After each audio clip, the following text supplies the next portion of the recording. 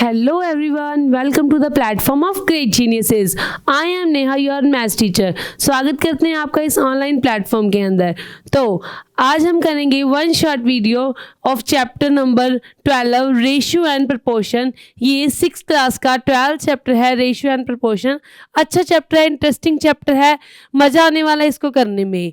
ठीक है, तो before starting the chapter let's subscribe this channel और लिंक डिस्क्रिप्शन में लिया गया है, उस लिंक पर क्लिक कीजिए और प्ले स्टोर से ग्रेट जीनियसेस ऐप को डाउनलोड कीजिए. उसमें आपको कंटेंट मिलेगा, कंप्लीट कंटेंट जानने के लिए आपको ऐप डाउनलोड करनी है और इस चैनल को सब्सक्राइब करना ना भूलें. तो अब क्या है हमारा रेशियो एंड प्रपोर्शन. बच्चे, क्या होता है रेशियो, क्या होता है प्रपोर्शन? 6th क्लास का ये चैप्टर 12 है. देखो बेटा, रेशियो वर्ड या जहाँ यूज़ होता है तब हम क्या करते हैं, हम यूज़ करते हैं यहाँ पे कंपैरिजन. जब भी हम किन्हीं चीज़ों के अंदर कंपैरिजन की बात करते हैं तब हम यहाँ पर रेशियो यूज़ करते हैं. फॉर एग्जांपल, मान लीजिए मैंने आपको एक बॉल बनाई, मैंने यहाँ पे एक बॉल ड्रॉ की. ठीक है, मैंने कहा बच्चे बताइए कि ये बॉल बड़ी है या छोटी है. मैंने कहा बच्चों बताइए क्या ये बॉल बड़ी है या फिर छोटी है. आपने बोला मैम आपको ये तो हमें बताना पड़ेगा ना कि किसके कंपैरिजन में बात कर रहे हो, किसके विद रिस्पेक्ट की चीज़ बोल रहे हो, कि आप किसके लिए कह रहे हो कि ये बॉल किससे छोटी है किससे बड़ी है.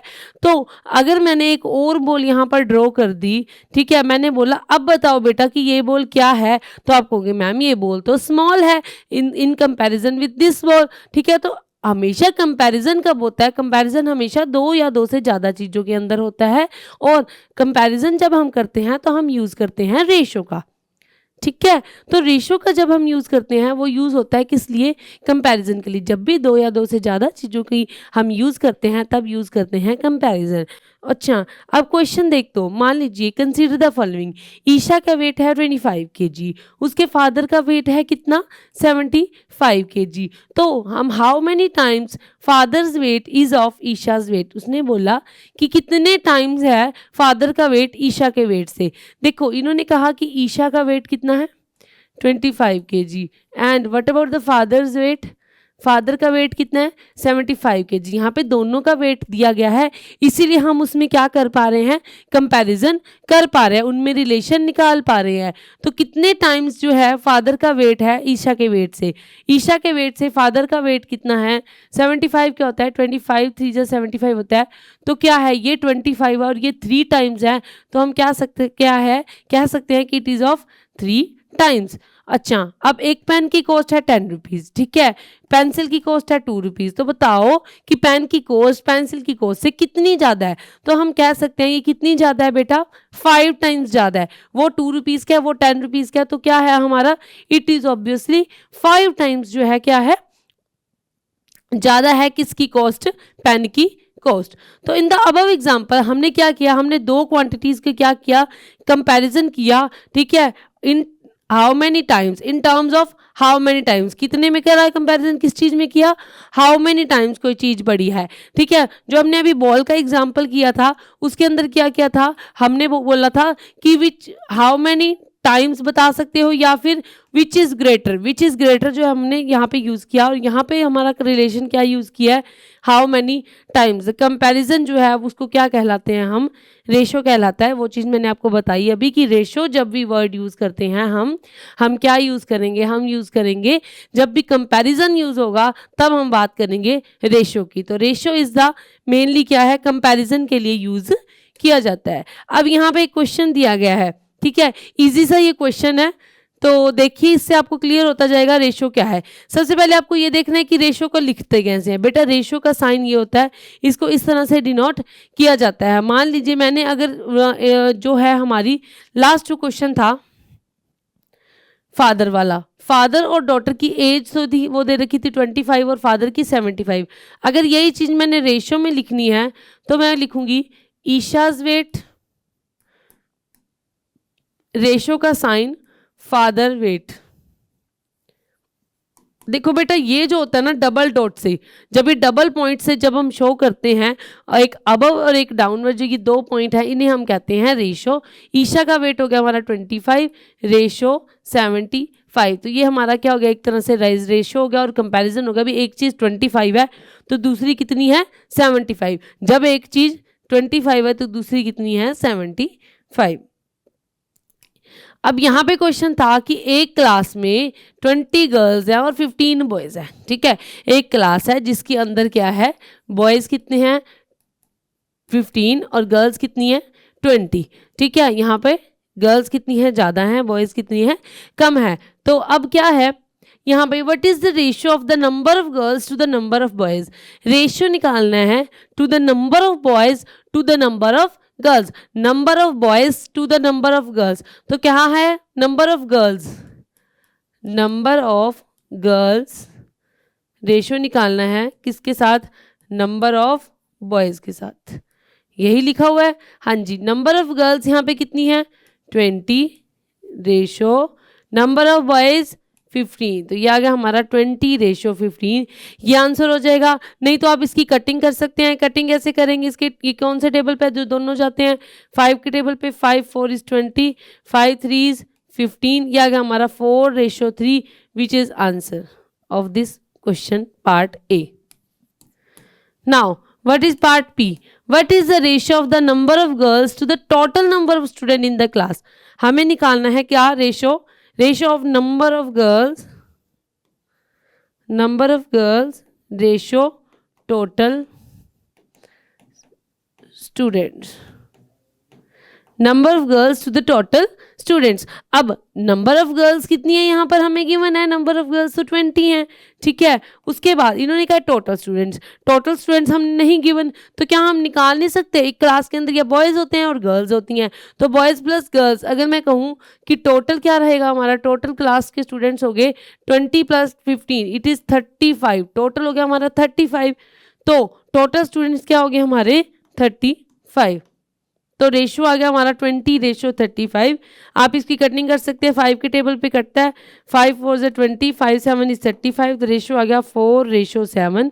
ये क्या रहेगा हमारा आंसर रहेगा। जो पॉइंट 1 एक्सरसाइज है हमारी एनसीईआरटी के अकॉर्डिंग जो है वो क्या रहेगी, इसके अंदर कवर हो जाएगी, आपकी सारी एक्सरसाइज ही कवर हो जाएंगी। जो ये क्वेश्चन है इस टाइप के क्वेश्चन आपको पॉइंट 1 एक्सरसाइज के अंदर मिलेंगे। और जो भी बच्चे यहाँ पे क्वेश्चन कराए जाते हैं, जो भी यहाँ पे अब मैं क्वेश्चन लूँगी, एग्जाम्पल्स दूंगी, वो सारे एनसीईआरटी बेस है, एनसीईआरटी की बुक में से ही उठाए गए हैं। और जो कंटेंट है वो भी एनसीईआरटी का ही उठाया गया है। बट जो मेन बेसिक कंटेंट होता है बेटा वो सारा सभी बुक्स के अंदर क्या होता है सेम ही होता है, और सिलेबस के अकॉर्डिंग ही आपका ये जो है हमारा कंटेंट है किया हुआ है। तो नेक्स्ट करते हैं हमारा distance travel by Hamid and Akhtar in an hour is 9 kilometre and 12 kilometre. क्या दिया हुआ है इन्होंने बोला कि हामिद और अख्तर ने क्या किया, 1 घंटे का उनका 1 आवर का डिस्टेंस क्या है 9 किलोमीटर और 12 किलोमीटर। हमें निकालना है ratio of the speed of Hamid to the speed of Akhtar. आपको पहले पता होना चाहिए स्पीड का फॉर्मूला कहता है स्पीड इज इक्वल्स टू होता है डिस्टेंस अपॉन टाइम। तो हम पहले निकालेंगे स्पीड ऑफ हामिद, निकालना क्या हमें ratio speed of Hamid ratio speed of Akhtar, speed of Akhtar, speed of Hamid to the speed of Akhtar. Hamid की स्पीड कितनी है, स्पीड क्या होता है मैंने बताया distance upon time, distance upon time. तो डिस्टेंस क्या रहा हमारा, डिस्टेंस है 9 किलोमीटर अपॉन टाइम है हमारा 1 आवर। इन्होंने कहा टाइम किलोमीटर और ये 1 आवर रेशियो। फिर speed of Akhtar is 12 kilometre and the time is 1 hour. Okay 9/1 और ये 12/1, 9/1 तो 9 ही होता है, 12/1 12 होता है। 3 के टेबल पे कटेगा, 3 3 is 9 and 3 4 is 12। The ratio is 3:4। तो उनका जो स्पीड का डिस्टेंस जो रेशियो आया है वो क्या आया है 3:4। इजी सा क्वेश्चन था, इसके अंदर कुछ नहीं था। स्पीड निकालनी थी हामिद की to the ratio of speed of Akhtar. Speed का फॉर्मूला हमें पता है डिस्टेंस अपॉन टाइम, छोटे होते से हम करते आ रहे हैं। ये साइंस में भी हम फॉर्मूला करते हैं कि स्पीड निकालनी है अगर किसी भी चीज़ की तो वो कितना डिस्टेंस कवर कर रही है, कितने टाइम के अंदर हम ये निकाल सकते हैं। तो 9/1 12/1, 9 by 1 9, 12 by 1 12, on cutting I get 3:4. So ratio आया वो क्या आया, speed of Hamid to the speed of Akhtar is 3:4. Move to the next question. Filling the following blanks. Yes, ये जो है ब्लैंक्स दे रखे हैं हमें, हमने क्या करना है, ये फिलअप्स को फिल करना है. There are 2 method to solve this question. हम दोनों मेथड के साथ कोई फॉर्मूले को सॉल्व करेंगे. हाँ जी बेटा. आर दिस इक्विवेलेंट रेशो, पहले आपको देखना है कि इक्विवेलेंट रेशो भी हैं, तो चलिए करते हैं. 15/18 equal to box by 6. 15/18 is equals to, यहाँ पे डैश है, बाय 6. मैं यहाँ पर ए, यहाँ पर बी और यहाँ पर सी पुट करती हूँ ताकि हमें क्या हो, क्वेश्चन को सॉल्व करना इजी हो जाए. तो यहाँ पे हमारा जो मेन 2 मेथड्स है, सबसे पहले हमने इन दोनों टर्म्स को उठाया. There are 2 method. First is cross multiplication method by cross multiply. By cross multiply. Cross multiply से क्या हुआ, 15 की मल्टीप्लाई 6 से और 18 की ए से. 18 multiply by A is equal to 15 multiply by 6. तो यहाँ पे हमारे पास ए क्या आ जाएगा, 15 मल्टीप्लाई बाय 6 अपॉन 18.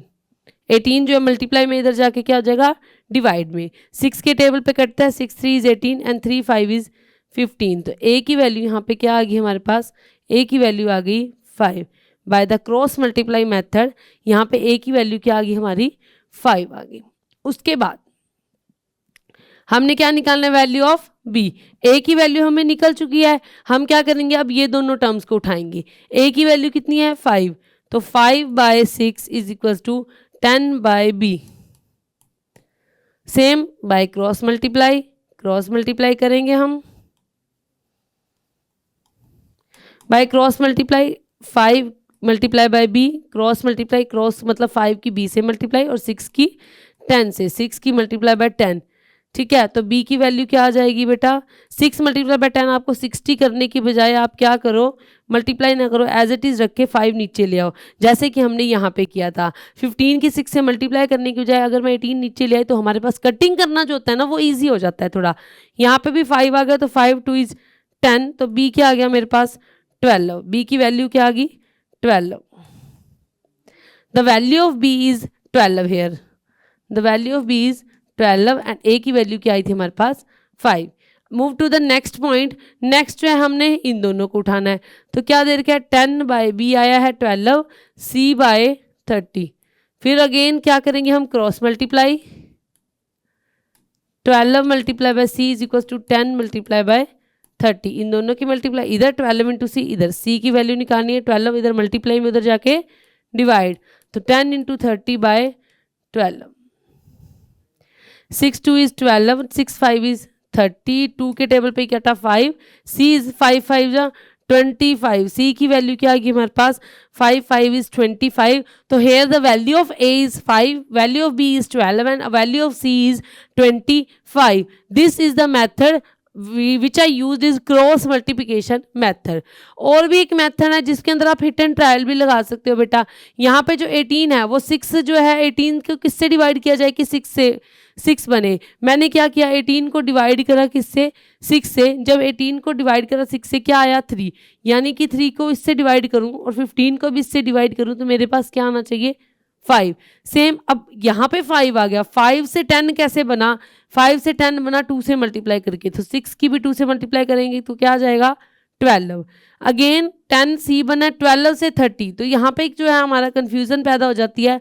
तो इसमें हमारा क्या करना होता है, शॉर्टेस्ट फॉर्म लानी होती है. उसकी बजाय आप क्या करोगे, आप डायरेक्ट फॉर्मूला यही पुट करिए. क्रॉस मल्टीप्लाई मेथड जो हमारा बेस्ट रहेगा यहाँ पर, in this situation cross multiply method जो बेस्ट रहेगा. ठीक है. उसके बाद इन्होंने ये भी पूछा था भी क्या ये रेशियो है वो इक्विवेलेंट है. हाँ जी बेटा, ये क्या करना है आपको, आपको इनको क्या करना है, इनकी कटिंग करनी है. आपको इसको कट करना है. किस टेबल पे जाते हैं, ये सारे के सारे जो है हमारे सेम आने चाहिए. जब अगर ये सेम आ रहे हैं तो हम कह सकते हैं कि ये इक्विवेलेंट है या नहीं. यहाँ पे आया था हमारा 15/18, ये आया हमारा 5/6, ये आया हमारा 10 बी क्या आया था, बी आया हमारा 12, सी आया हमारा 25/30. चलिए स्टार्ट करते हैं, चेक करते हैं. ये हमारा 3 के टेबल पे 5 3 या 15, 5 6 18, 5/6. सेम यहाँ पे 5/6, यहाँ पे 2 5 इज 2 5, ये भी 5/6 और ये भी क्या है 5/6। तो सारों का जो हमारा शॉर्टेस्ट फॉर्म में अगर लाती हूँ, लोएस्ट फॉर्म या शॉर्टेस्ट फॉर्म क्या होती है, जितनी कटिंग होती है बेटा इनको काटना है, जितना कट हो सकता है इसको काटो, ठीक है। हर एक जो छोटे टेबल पे इसका कोई ऐसा हमारा कॉमन टेबल ना हो जिसपे ये दोनों कटिंग करते हो, तो क्या कहेंगे हम, इक्विवेलेंट रेशो। तो ये सारे क्या है आपस में इक्विवेलेंट रेशो आए हैं, क्यों, क्योंकि इनकी जो शॉर्टेस्ट फॉर्म है वो क्या आई है, इक्वल आई है। अब सिंपल क्वेश्चन है, क्या दे रखा है, find the ratio of the following. ये जो गिवन है इनका रेशियो निकालना है।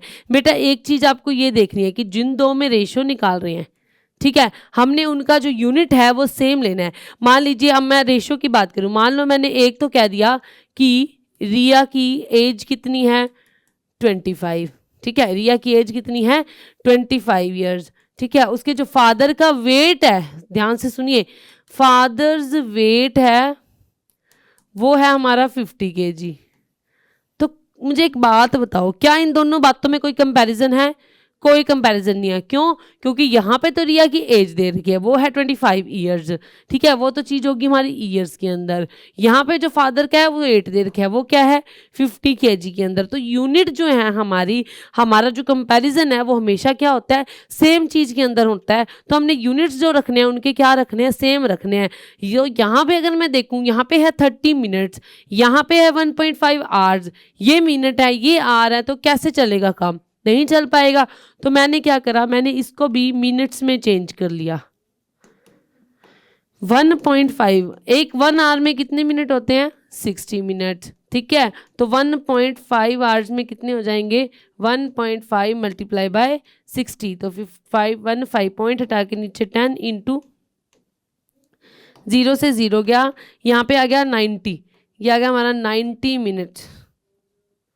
तो 1.5 आवर को मैं क्या लिख सकती हूँ, 1.5 hour is equals to 90 minutes. तो अब निकालेंगे रेशो, 30 रेशो 90, 31 इज 30, 33 इज 90, तो 1:3 क्या रहेगा हमारा आंसर रहेगा। 1:3 क्या आया हमारा आंसर आ गया, किस में, दोनों ही किस में आगे मैंने यूनिट सेम किए थे, दोनों को मिनट में लाई और उसके बाद क्या करा हमने, इनको सेम टेबल पे जो कट हो रहा है तो उसको क्या करा हमने, कटिंग कर दी। उसके बाद देखो बच्चे, इन्होंने कहा there are 102 teachers in a school, एक स्कूल के अंदर 102 टीचर्स हैं, ठीक है, 3300 स्टूडेंट्स, जिसके अंदर इतने स्टूडेंट्स हैं और इतने क्या हैं हमारे पास टीचर्स है, ठीक है। Find the ratio of the number of teachers to the number of students. हमें निकालना है रेशियो, किसका रेशियो निकालना है, number of teachers to the number of students, number of teachers to the number of students. तो number of teachers यहाँ पे कितनी है 102 ratio, number of student is 3300, ठीक है। अब इनको काटना है अपने, कौन से टेबल पे है जो इनको कटिंग करेगा, 2 के टेबल पे स्टार्ट करते हैं। 2 5 is 10, 2 1 is 2, 2 1 is 2 and 2 6 is 12, 2 5 is 10, ये आ गया 1650। और ये कटता है जी भाई नहीं, 51 रेशो 1650, ये क्या आ गया हमारा रेशो आ गया। सिंपल क्वेश्चन था, दोनों की वैल्यू दे रखी थी, टीचर कितने हैं वो भी बता रखा था, स्टूडेंट कितने हैं वो भी बता रखा था, और दोनों का क्या करना था, हमने रेशो निकालना था। रेशो निकालना बहुत ही आसान, बीच में रेशो का साइन लगाएंगे और क्या करेंगे हम, बीच में रेशो का साइन लगाएंगे और क्या करेंगे हम, इसमें क्या करेंगे कि हमने इसको जो जिस टेबल पे ये कट होता है तो हम क्या करेंगे, इसकी कटिंग करेंगे and you get your answer. Next move करते हैं, yes. Cost of a dozen pen is 180 rupees, cost of 8 ball pen is 56, what is the ratio of the cost of a pen, cost of a pen and cost of a ball pen. Cost of a dozen pen, cost of a ball pen, yes बेटा, ये एक तो normal pen है एक है ball pen, दो तरह के पेन है। एक पेन है वो कितने डजन पेन, डजन कितना होता है 12, मतलब 12 पेनों की कॉस्ट दे रखी है 180। तो सबसे पहले हमें निकालना है रेशियो कितना, एक पेन का। तो हमें पहले ये पता होना चाहिए भाई एक पेन बता दो हमें तो कितने का है। हमें नहीं समझ आ रही भाई 12 पेनों की कॉस्ट 180 है, हम बात करेंगे एक पे। तो कॉस्ट ऑफ 12 पेन यानी डजन कितना है ₹180। तो मुझे बताओ भाई कॉस्ट ऑफ 1 पेन, एक पेन कितने का आएगा 180 बाय 12। 180 को डिवाइड कर दूं 12 पेनों से, क्योंकि 180 के 12 पेन आ रहे हैं। तो कोई नहीं, 6 2 जा 12, 6 3 18, यह आ गया हमारा 15। कितना आ गया ₹15। दैट मीन्स एक पेन कितने का पड़ा भाई 15 रुपए का पड़ा। अब यहाँ पे फिर ये आगे झोल कर रहा है, ये कहता है कि 8 पेन जो हैं 56 रुपए के पड़े हैं, एक पेन पता नहीं भाई। तो चले देखें, cost of 8 ball pens equal to 56। तो cost of 1 ball pen is equal to ₹56 upon 8 7। तो कितने का पड़ा एक पेन, एक बॉल पेन कितने का पड़ा 7 रुपीस का। एक पेन पड़ा हमारा 15 का और हमारा बॉल पेन पड़ा कितने का 7 का। तो हमें निकालना था क्या, ratio. Ratio is cost of a pen ratio cost of ball pen. एक पेन की कॉस्ट कितनी थी 15, रेशो 7 कितना क्या है हमारे बॉल पेन की कॉस्ट 15 रेशो 7 क्या रहा हमारा कॉस्ट ऑफ, जो हमारा रेशो है, ratio of the cost of pen to the cost of ball pen. Ratio आ गया हमारा 15 रेशो 7। कैसे किया मैं रिपीट करती हूँ बेटा, हमारा डजन पेन की कॉस्ट है 180, तो एक पेन की क्या रहेगी हमारी 12 से डिवाइड होके क्या आ गया हमारा 15 रुपीज़ का। 8 पेन आए थे हमारे 56 रुपीज़ में, तो 1 पेन आएगा हमारा 7 रुपीज़ में। तो एक पेन हमारा 5 रुपीज़ का 15 रुपीज़ का था, बॉल पेन आया 7 रुपीज़ का। रेशो निकालना है तो 15 रेशो 7 क्या रहा हमारा cost of a pen and cost of a ball pen का ratio. Unitary method, unitary method कौन सा मेथड है जो हमने अभी जाने अनजाने में अभी यूज़ किया है, ठीक है। यूनिटरी मेथड ये कहता है the method in which first we find the value of 1 unit. बिल्कुल उसने कहा यूनिटरी मेथड क्या है कि मुझे नहीं पता पहले जितनी मर्जी की वैल्यू दी हो, मुझे क्या चाहिए, मुझे तो पहले एक चीज़ की वैल्यू बतानी है। जैसे कि हमने अभी क्वेश्चन किया था इस पेन के वाले एग्जाम्पल के अंदर, हमने क्या किया, हमने 12 पेनों की कॉस्ट दे के मुझे नहीं पता, मैंने सबसे पहले कौन सा मेथड यूज़ किया, मैंने यूनिटरी मेथड यूज़ किया। क्या कहता है यूनिटरी मेथड कि हमें क्या करना है, हमें एक की कॉस्ट पहले चाहिए। तो method in which first we find the value of 1 unit only. हाँ जी, हमने एक पेन की कॉस्ट निकाली थी, यानी 1 पेन यानी 1 यूनिट कॉस्ट निकाली थी, and then the value of required. हाँ जी, उसके बाद अगर आपको जितनी भी वैल्यू चाहिए तो आप क्या कर सकते हो, आप उसकी वैल्यू निकाल सकते हो। फॉर एग्जाम्पल मैं बाजार गई, मैंने देखा कि 50 रुपये में 10 पेन मिल रहे हैं, 50 रुपये में 10 पेन मिल रहे हैं। तो मैंने उसको कहा ये ले भाई मेरे 150 रुपीज़ ले जा और मेरे लिए भी जितने पेन आए ले आइयो, बता कितने पेन आएंगे। 150 रुपीज़ के पेनों के बारे में बात करनी है, जिसमें मुझे ये बता दिया कि मैडम 50 पेन तो मैं 50 रुपये के मैं 10 पेन लेके आया हूँ, मुझे नहीं पता कि 150 रुपीज़ के कितने पेन आएंगे। तो मैम ने इसे क्या करा, कैलकुलेट करना सिखाया। कैसे कैलकुलेट करेंगे, कैलकुलेशन करने के लिए हमारे पास मेथड आया कौन सा, यूनिटरी मेथड। यूनिटरी मेथड कहता है कि आप सबसे पहले क्या कर रहे हैं, आप सबसे पहले वैल्यू निकालें किसकी, सिंगल डिजिट की। सबसे पहले आप एक की वैल्यू निकालें। 50 रुपीज़ वाले पेन कितने हैं 10 pen, 4 rupees 50 is equal to 10 pen. Pen 4 rupees 50 is 10। उसके बाद पेन 4 रुपीज़ 1 इज, हमने पहले देखना है ये 1 रुपये का पेन एक पेन कितने का आएगा 10 बाई 50, ठीक है। तो हमारा पेन क्या निकलेगा 150 रुपीज़ के लिए 10 by 50 into 150 on cutting I get 30 pens. भाई 30 पेन मिल जाएंगे मुझे जब भी मैं क्या करती हूँ, एक के लिए कॉस्ट निकालनी होती है। तो क्या होता है हमेशा ये चीज़ ऐसे आती है और ये वाला क्या होता है हमारा डिवाइड में जाता है, और जो जिसके लिए ज़्यादा के लिए निकालनी है तो हमें क्या करना होता है मल्टीप्लाई, ठीक है। ज़्यादा के लिए निकालना हो तो क्या कर सकते हैं हम इसकी मल्टीप्लाई। अभी क्वेश्चन देखिए, इन्होंने कहा एकता कमाती है 1500 10 दिन में। एकता कमाती है 1500 रुपये 10 दिन के अंदर, तो how much will she earn in 30 days. 30 दिन में वो कितना कमाएगी, मतलब कि वो कहती है कि मैं तो 1500 रुपये कमा लेती हूँ 10 दिन में, तो हमने निकालना है कि उसकी 30 डेज की कॉस्ट क्या होगी, 30 डेज की सैलरी क्या होगी। तो स्टार्ट करते हैं। एकता अर्न्स रुपीज़ नहीं, Ekta earns in 10 days equal to rupees 1500। कितने कमाती है वो 10 दिन में, 1500 रुपये। तो एकता अर्न्स इन 1 डे, एक दिन में कितना कमाएगी, 1500 डिवाइड बाय 10, तो 1500 डिवाइड बाय 10। तो उसके बाद एकता अर्न्स इन कितने दिन में पूछा उसने, 30 डेज में। 30 डेज के लिए कैसे हो जाएगा हमारा, 1500 डिवाइड बाय 10 मल्टीप्लाई बाय क्या आ जाएगा 30। 30 डेज के लिए निकालना है तो क्या करेंगे हम, मल्टीप्लाई बाय 30। तो यहाँ से हमारे पास 0 से ये 0 गई, ये आ गया हमारा 15 3 जा 45 और साथ में आ जाएगी 0, यानी 450 रुपीज़ 4500 रुपीज़ क्या करेगी वो कमाती है, कहाँ पे, 30 डेज़ के अंदर अपनी सैलरी का। जो 10 डेज़ में 1500 कमाती थी, मैंने देखा कि एक दिन में वो कितना कमा रही है, 1500 बाय 10 यानी 150 रुपीज़। तो 30 डेज़ में कितना कमाएगी वो, 150 multiply by 30, that means 4500 rupees क्या करती है वो कमाएगी, कौन, एकता, 30 डेज़ के अंदर। नेक्स्ट है हमारा शाइना। शाइना ने पे किए क्या, 7500 रुपये as rent. Shaina pay 7500 as rent for 3 month. Shaina ने पे किए 7500 रुपये 3 महीनों के लिए रेंट पर। How much does she has to pay for a whole year.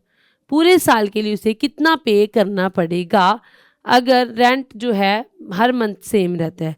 हाँ जी बेटा, उसने 7500 रुपये 3 महीनों के करे, साल का बताना है हमें कि एक साल में उसने कितने फिल करने हैं। सबसे पहले हम देखेंगे, शाइना ने पे किए 7500 रुपये रेंट फॉर 3 मंथ, तो लिखो rent for 3 months equal to rupees 7500। कितना है 7500 रुपये, उसने 7500 रुपीज़ 3 मंथ्स के लिए उसने क्या किया, रेंट किया। उसके बाद रेंट फॉर 1 मंथ, हम पहले ये देखेंगे कि वो उसका एक्चुअली में एक महीने का किराया कितना है, एक महीने का रेंट कितना है। तो चेक करते हैं, हमारा 7500 डिवाइड बाय 3, तो क्या करना पड़ेगा हमें, डिवाइड करना होगा। ठीक है, इसको डिवाइड करेंगे, 3 2 जो 6 एंड 3 5 इज़ 15, 2500 रुपये। मतलब एक महीने का उसका किराया कितना है, 2500 रुपये। तो उसने रेंट कितने का फिल पूछा था, रेंट फॉर होल ईयर यानी 12 मंथ। एक ईयर में कितने मंथ होते हैं, 1 ईयर के अंदर कितने मंथ होते हैं बच्चों, 12 मंथ्स। ये तो हमें सबको पता है, जनवरी फरवरी मार्च अप्रैल मई जून जुलाई अगस्त सितंबर अक्टूबर नवंबर एंड दिसंबर। तो हमारे 12 मंथ्स होते हैं 1 ईयर के अंदर। तो उन 12 के 12 मंथ्स का क्या हो जाएगा रेंट, एक मंथ का था 2500, तो 12 के लिए मल्टीप्लाई हो जाएगा, एक का देने का और ज़्यादा का निकालना हो तो क्या होता है हमारा मल्टीप्लाई। तो 25 की जब 12 से मल्टीप्लाई करेंगे तो क्या आएगा, 12 टू 24, 24 और 6 आ गया हमारा 300, यानी 30,000 क्या रहेगा उसका रेंट रहेगा पूरे साल का। एक साल का 2500 और हमारे पूरे साल का क्या रहेगा 30,000 जो रहेगा उसका क्या रहेगा रेंट रहेगा ये पूरे ईयर का। ठीक है, हमारा क्या रहा, हमारा यहाँ पर आ गया 30,000 फॉर 12 मंथ्स। दे रखा था हमें चाइना 7500 रुपये पे करती है 3 महीनों के, तो रेंट फॉर 3 मंथ आ गया 7500। 1 मंथ के लिए निकालना है, जब भी ज़्यादा का दे रखा हो और एक का निकालना हो तो ऑलवेज क्या करते हैं हम डिवाइड, और जब 1 का पता हो और ज़्यादा का निकालना हो तो ऑलवेज क्या करते हैं हम multiply. Cost of 4 dozen banana is 60 rupees. How many bananas can be purchase for 12.50। Yes बेटा, क्या करेगा, उसने कहा है 4 डजन बनाना की कॉस्ट जो है 60 रुपीज़ है। कितने बनाना आएंगे, कितने रुपए में, 12.5 रुपये में। 12.5 रुपये दे रखे हैं उसके पास, बहुत बड़ी अमाउंट है बेटा, उसको समझ नहीं आ रही कितने बनाना खरीदने हैं। तो 12.50 बनाना जो रुपीज़ हैं उसके क्या करने हैं, हमने बनाना खरीदने हैं। तो आइए स्टार्ट करते हैं। 4 डजन बनाना है, वो 60 रुपीज़ के है, तो कॉस्ट 4 डजन कितना होता है, सबसे पहले आपको 4 डजन देखना है। 4 डजन मीन्स 4 इंटू 12 48। 48 बनाना कितने हैं, 60 रुपीज़ की। ठीक है, तो यहाँ पे अपना जो डेफिनेशन बनेगी ये नहीं बनेगी cost of 4 dozen banana equal to 60 rupees, क्योंकि यहाँ पे अगर मैं ये लिखती हूँ कॉस्ट ऑफ 4 डजन बनानाज, तो अगर ये लिख देती हूँ मैं 60, तो मैंने यहाँ पर जो है हमें चाहिए कि कॉस्ट फॉर इतने रुपए, यहाँ पे मनी यहाँ होनी चाहिए हमारी, जो 12 वहाँ ₹60 है वो कहाँ आएगा, इस साइड आएगा। तो अब स्टार्ट करते हैं आप क्वेश्चन स्टेटमेंट की कि 4 डजन बनाना है, वो 60 रुपीज़ की है। तो हम लिखेंगे 4 rupees 60 we get bananas equal to 48। 4 दर्जन मतलब 48। यहाँ पे 4 डजन है, वो कितने, वो कहाँ आएंगे, 48 रुपीज़ के आएंगे। अब हमने देखना 1 रुपये का कितना आएगा banana, 4 rupees 1, 4 rupees 1 we get bananas equal to, हम 1 रुपये में आएंगे 48/60। हमने क्या करते हैं, हमें ऑलवेज डिवाइड करते हैं। उसके बाद 4 रुपीज़ 12.50 वी गेट बनाना। अब क्या करेंगे हम, मल्टीप्लाई में 48/60 इंटू में 12.50। अब पॉइंट हटा के नीचे क्या आ जाएगा हमारा, डेसिमल आ जाएगा। डेसिमल हटा दीजिए, 1250/100, 0 से 0 गई। उसके बाद 5 2 is 10, 5 2 is 10, 5 5 is 25, 2 2 is 4, 2 4 is 8, और क्या आएगा हमारा 6 के टेबल पे 4 पे, यह आ गया हमारा 25, 5 5 25, 5 2 is 10, फिर अगेन ये 2, यह आ गया हमारा 10। यस बच्चे, क्या आ गया 10, यानी क्या आ गया 12.5 रुपये में कितने आएंगे बनाना, 10 बनाना जो आ जाएंगे वो कितने आएंगे, 12.50 रुपीज़ के अंदर। ये हमारा कुछ क्वेश्चन था।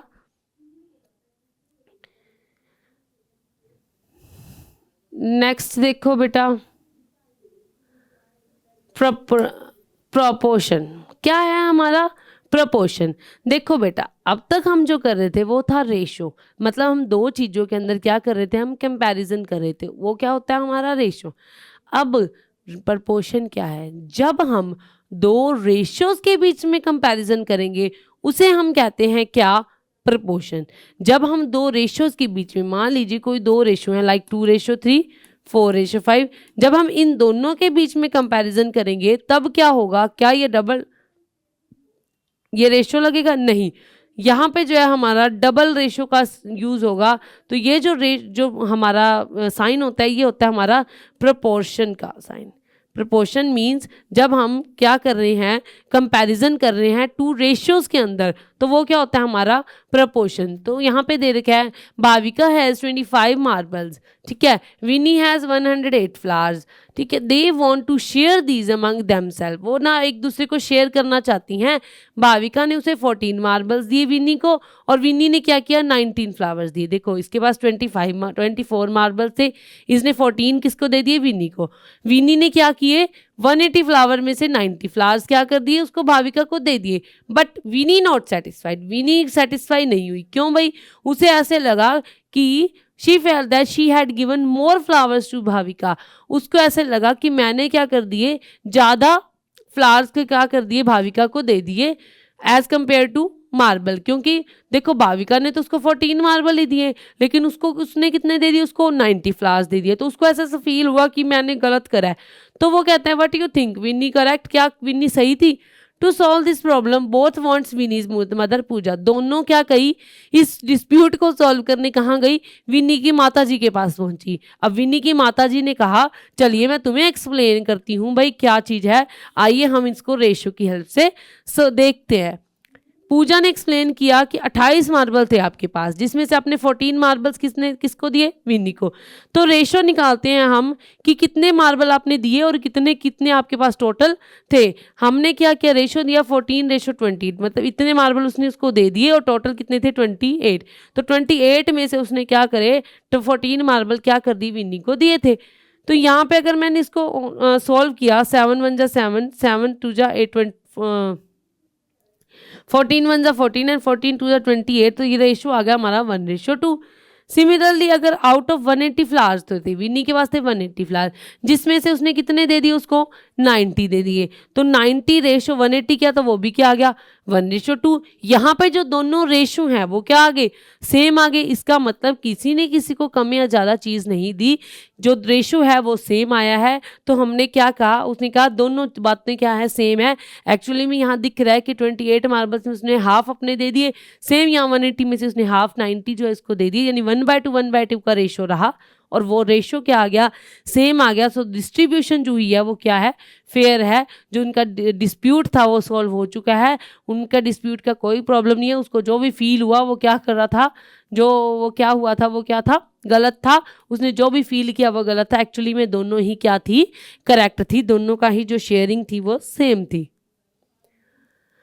If two ratios are equal, हाँ जी बेटे, जब दो रेशोज इक्वल होते हैं, we say that they are in proportion, use the symbol double ratio. हाँ जी बेटे, जब दो रेशो हैं वो इक्वल आ जाती हैं, तब हम कहेंगे कि वो दोनों किस में है, दे आर इन प्रपोर्शन। ठीक है, जब हम दो रेशो लेते हैं वो दोनों रेशो इक्वल आ जाती हैं, तब उन्हें क्या कहेंगे हम, कि ये चीज़, ये दोनों रेशो हैं वो प्रपोर्शन में है। और प्रपोर्शन का जो साइन है वो यूज़ करते हैं हम डबल रेशो के लिए, या फिर इक्वल का साइन भी यूज़ करते हैं। ऑलमोस्ट हमने क्या करना है, डबल रेशो ही यूज़ करना है। For the first example we say that 3 10 15 and 50 are in the proportion, right is eight. Yes बेटा, यहाँ पे एग्जाम्पल दिया 3 10 15 50। मान लो जी इस तरह से चार नंबर हैं, हम इन्हें क्या लिखेंगे, 3:10, डबल रेशो, यानी डबल हमारा क्या रहेगा यहाँ पे प्रपोर्शन का साइन, 15:50, ये दोनों का रेशो और ये दोनों का रेशो, बीच में क्या रहा साइन प्रपोर्शन का।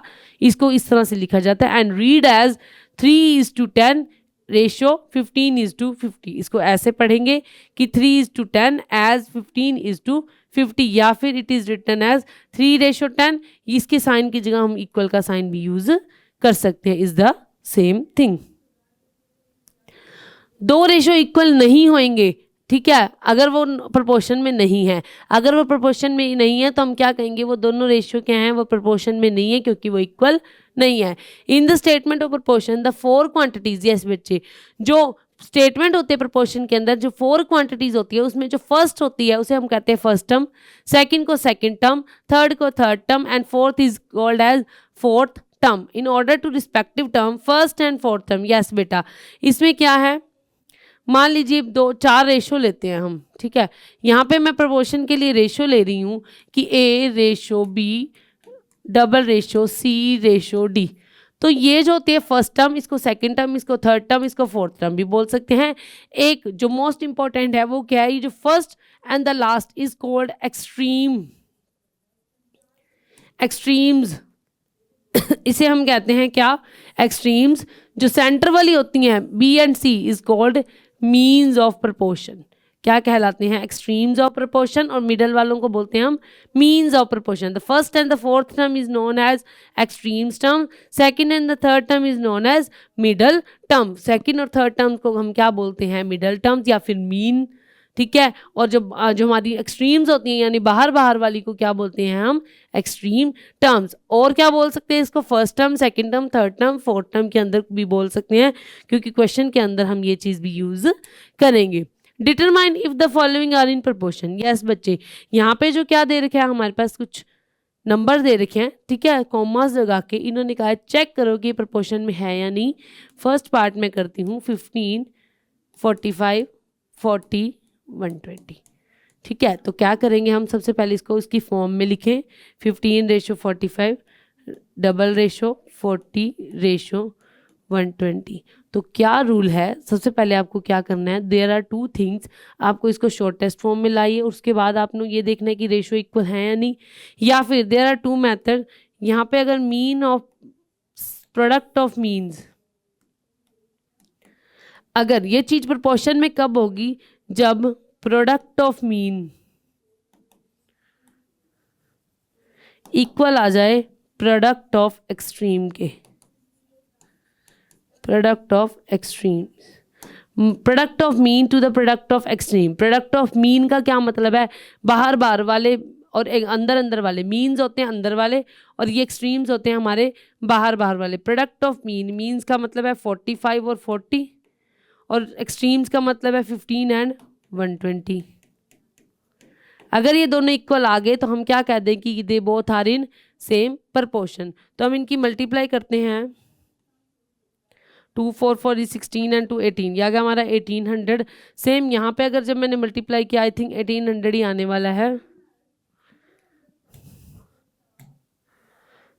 ठीक है, हाँ जी, ये भी आ गया हमारा 1800। तो प्रोडक्ट ऑफ मीन जो है प्रोडक्ट ऑफ एक्सट्रीम के इक्वल आ गई, तो हम क्या कह सकते हैं, yes they are in proportion, yes the ratio given is are in proportion. ठीक है, जो हमें एक रेशियो गिवन है वो क्या है हमारे प्रपोर्शन के अंदर। एक और मेथड है, वो भी मेथड करते हैं। क्या दे रखा होता है हमें, 15:45, ठीक है, और कौन सा रेशियो है, 40:120। आपने क्या करना है, इसे 15/45 इस तरह लिखना है, और यहाँ पे लिखा हमने 40/120।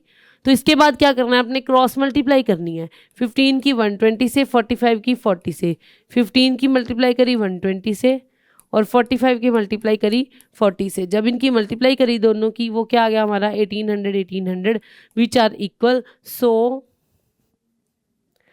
हम कह सकते हैं कि given ratios are in proportionate. दोनों क्या है हमारी गिवन रेशियो, वो क्या है, प्रपोर्शन में अंदर है। एक और मेथड है जिसके अंदर हम क्या करेंगे, इन दोनों रेशियोज को क्या करेंगे, शॉर्टेस्ट फॉर्म या फिर लोएस्ट फॉर्म में लाएंगे। क्या होता है लोएस्ट फॉर्म या शॉर्टेस्ट फॉर्म, आपका क्या करना है, आपने इन दोनों का कोई कॉमन पॉइंट ना हो, कोई कॉमन पॉइंट इसमें नहीं होता, इनको कटिंग करे, कोई ऐसा टेबल ना हो कि जो इन दोनों को कटिंग, जो सेम टेबल पे जो क्या होता है ये कटते हो, तो इनका क्या करेंगे हम शॉर्टेस्ट फॉर्म में लाएंगे। लाइक 15/45 है, 5 के टेबल पे कटा, 5 3 15 एंड 5 9 इज 45, तो 15 1 15 15 3, ये आ गया हमारा 1/3। सेम यहाँ है 40/120, 0 से 0 4 1 3, ये आ गया हमारा 1/3। दोनों रेशो क्या आ गए, लोएस्ट फॉर्म में लाने पर सेम आ गया। जब सेम आ गए तो हम क्या कह सकते हैं कि ये जो क्या है, किसमें है, प्रपोर्शन के अंदर है। नेक्स्ट है फिलिंग द फॉलोइंग ब्लैंक्स। हाँ जी बेटा, ट्रू और false against each of the following statement. हमने क्या करना है कि बताना है कि ये स्टेटमेंट है वो क्या, इसके अंदर क्या है कि जो ट्रू है ये बात या फॉल्स है, मतलब ये प्रपोर्शन में दे रखा है कि क्या बात सच्ची है या झूठी है।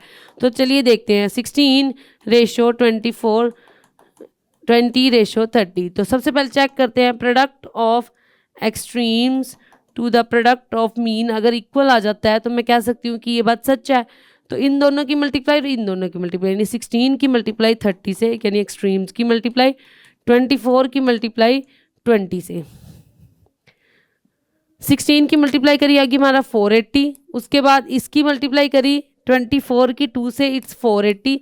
यस, दोनों के आगे केस में इक्वल आगे, so this statement is true. So statement A is true.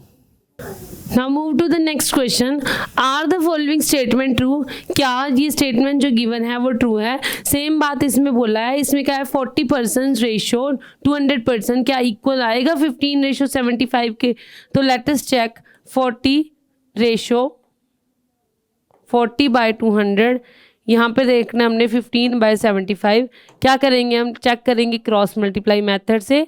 तो 40 की मल्टीप्लाई करी मैंने 75 से, 200 की मल्टीप्लाई करी हमारी 15 से, 15 2 जाइए आ गया हमारा 30 यानी 3000। 75 की मल्टीप्लाई करती हूँ 40 से तो 2 30। यस बेटा, ये भी आ गया हमारा 3000, तो इक्वल आ गया। एक और मेथड है, वो क्या मेथड है कि 40, 200, 15, 75, product of extreme, product of mean, यानी 40 इंटू 75, 200 इंटू 15, 200 इंटू 15 करते हैं। दोनों केसेस में क्या आ रहा है, ये क्या आ गया हमारा 3000, ये भी क्या आ गया हमारा 3000। तो product of mean to the product of extremes क्या आ गया हमारा, प्रोडक्ट ऑफ एक्सट्रीम्स क्या आ गया हमारा, इक्वल आ गया। तो हम कह सकते हैं कि ये स्टेटमेंट ट्रू है क्योंकि ये प्रोपोर्शन के अंदर गिवन है। Determine if the ratio form a proportion. Also write the middle term and extreme terms where the ratio form a proportion. क्या बोला, चेक करो कि ये proportion में है, अगर है तो middle terms लिखो और extremes के बारे में लिखो where the ratio are form a proportion। जी 25 सेंटीमीटर, 1 मीटर, 40 एंड ये तो बेटा यूनिट सेम है, रुपीज़ एंड रुपीज़। यहाँ पे 75, यहाँ पे क्या है मीटर। तो सबसे पहले आपको इसको सही करना पड़ेगा। 1 मीटर होता है 100 सेंटीमीटर एंड ₹40 रेशो ₹160। तो क्या करेंगे, यहाँ पर हमारे पास रेशो गिवन है तो 25/100, 40/160 चेक करना है कि इक्वल है या नहीं। हम क्या करेंगे, by the cross multiply method 160 की मल्टीप्लाई करेंगे 25 से, 100 की मल्टीप्लाई किससे करेंगे 40 से, 100 की मल्टीप्लाई जब 40 से करी तो ये आ गया हमारा 40, 100 दैट मीन्स 4000। 25 की 16 से करेंगे तो 150 का 0 यानी 15, 25 और 15 क्या आ गया हमारा 40। यस बेटा 4000 ही आ गया, दोनों केसेस में क्या आ गया हमारा 4000। तो हम क्या कह सकते हैं कि दीज आर इन प्रपोर्शन, और प्रपोर्शन के अंदर हैं जो हमारी मिडल टर्म्स हैं। मिडल टर्म्स, इन्होंने वर्ड यहाँ मीन की जगह मिडल टर्म लिखा है, तो मिडल टर्म्स यहाँ पे कौन सी है, मिडल टर्म है हमारी 1 मीटर एंड ₹40, 1 मीटर एंड ₹40। और हमारी एक्सट्रीम्स टर्म कौन सी है, एक्सट्रीम टर्म यानी बाहर बाहर वाली, इन चारों में बाहर बाहर वाली है 160 एंड 25। तो हमारी है 25 सेंटीमीटर कॉमा 160 रुपीज़। ये दोनों क्या आ गई हमारी प्रोडक्ट, क्या आ गई हमारी एक्सट्रीम टर्म्स और मिडल टर्म्स जो हमें यहाँ पे गिवन थी। तो आज की क्लास में हमने सीखा कि रेशो क्या होता है, प्रपोर्शन क्या होता है। Ratio is comparison between two things, दो चीज़ों के बीच में कंपैरिजन होता है, ठीक है, उनकी सेम करैक्टरिस्टिक्स के बारे में। उसके बाद अगर बात करें हम प्रपोर्शन की, तो प्रपोर्शन क्या होता है हमारा, प्रपोर्शन इज जब हम दो रेशियोज के बीच में कंपैरिजन करते हैं तब हमारा यूज़ होता है टर्म क्या, प्रपोर्शन। प्रपोर्शन क्या है, जब हम एक रेशो और दूसरा रेशो और दोनों के बीच में कंपैरिजन करते हैं और वो कंपैरिजन में वो दोनों अगर इक्वल आ जाती हैं, दोनों रेशो अगर इक्वल आ जाते हैं तो हम क्या कहेंगे कि the both given ratios are in proportion, कि दोनों रेशो क्या है हमारे प्रपोर्शन के अंदर। तो प्रपोर्शन में जानने के लिए हमारे क्या मेथड होता है कि प्रपोर्शन में क्या होता है हमारा A ratio B ratio double ratio C ratio D। अगर ये चीज़ प्रपोर्शन के अंदर है तो हम क्या कहेंगे, तो हम क्या कहेंगे कि ये जो है हमारे टर्म्स क्या होंगे, एक्सट्रीम्स, ये दोनों होती हैं मीन। तो प्रोडक्ट ऑफ एक्सट्रीम इक्वल होता है प्रोडक्ट ऑफ मीन, यानी A और D की मल्टीप्लाई और B और C की मल्टीप्लाई क्या रहती है हमारी सेम। तो AD is equals to BC। ये भी जो है हमारा क्वेश्चन जो है MCQs के अंदर ऑलमोस्ट आ जाता है कि if these are in proportion then which of the following is true. तो ये जो हमारा A इक्वल टू यानी एक्सट्रीम्स पॉइंट्स जो है A into D equal to B into C, यहाँ पे इस तरह से क्वेश्चन बन जाता है A B C D, 4 option होते हैं, किसी में आ जाता है AD is equals to BC, किसी में AC is equals to BD आ जाएगा, किसी में AB is equals to CD आ जाएगा, किसी में AD is equals to AD is equals to BD, AD is equals to BD, कुछ भी ऑप्शन आ सकता है। तो हमारा ऑप्शन जो रहा हमारा यहाँ पर क्या रहेगा, फर्स्ट की A इंटू डी और B इंटू सी क्या रहेगा हमारा इक्वल। तो ऑप्शन नंबर A यहाँ पे क्या रहेगा, करेक्ट रहेगा। तो प्रपोर्शन के बारे में सीखा, उसके बाद हमने किया था यूनिटरी मेथड। क्या था यूनिटरी मेथड बेटा, यूनिटरी मेथड क्या था, यूनिटरी मेथड क्या कहता है, यूनिटरी मेथड कहता है कि आपको किसी भी चीज़ की अगर आपको ज़्यादा चीज़ वैल्यू दे रखी है तो आपको क्या करना है, सबसे पहले आपको एक चीज़ की वैल्यू निकालनी है। उस एक चीज़ की वैल्यू निकाल के हमने क्या करना है, फिर जितनी की वैल्यू हमसे पूछी गई है जिस क्वेश्चन के अंदर, जिस चीज़ की जितनी की वैल्यू पूछी गई उसके अकॉर्डिंग हम क्या करते हैं, उसका आंसर निकालेंगे। तो आपने क्या करना है, सबसे पहले आपको यूनिटरी मेथड के अकॉर्डिंग आपको क्या निकालना है, 1 यूनिट की वैल्यू निकालनी है। और उसके बाद then we find the value required number of unit, जितनी भी नंबर ऑफ यूनिट्स हमने रिक्वायर हैं उसके अकॉर्डिंग क्या करेंगे, हम उस चीज़ को निकाल सकते हैं। तो आज हमने करा था ratio and proportion, 12 chapter 6th class का इजी चैप्टर था, थोड़ा कैलकुलेशन बेस भी था। आपको टेबल आने चाहिए, इसके अकॉर्डिंग कटिंग करना आना चाहिए। बेटा कटिंग करना 4th से 5th से आप सीख चुके होते हैं, तो कोई बात नहीं, अगर नहीं भी हुआ तो आप प्रैक्टिस करेंगे तो ये चीज़ें आपको ईजिली समझ आ जाएंगी। तो मोस्ट इंपॉर्टेंट यहाँ पे है कि आपको टेबल आने चाहिए बेटा। तो आपको क्या करना है, आपको डेली एक टेबल ट्राई कर लीजिए। एक टेबल डेली भी कर लेंगे ना बेटा, तो आपका 1 मंथ में भी बहुत सारे टेबल्स जो है हमारे कवर हो जाएंगे। धीरे धीरे आप कीजिए, रोज़ का एक टेबल आप करना है, ठीक है। तो आपका जो हमारा फ्लो है वो क्या रहेगा, बनता रहेगा। मैथ इज जस्ट जो हमारा टेबल पे ही बेस पे होता है, सारा जो हमारा इर्द गिर्द घूमता है। तो क्लास खत्म होने से पहले आप सबसे पहले आप चैनल को सब्सक्राइब कीजिए और डिस्क्रिप्शन में लिंक दिया गया है, आप ऐप डाउनलोड कीजिए, प्ले स्टोर पे जाके ग्रेट जीनियसेस ऐप को डाउनलोड कीजिए। आज की क्लास में इतना ही, 1 शॉर्ट वीडियो थी ये 12 चैप्टर की। कंप्लीट सिलेबस जानने के लिए आपको ऐप पर आना है और वहाँ से जो है हमारी क्लासेस को परचेज करना है। तो thank you so much, have a nice day.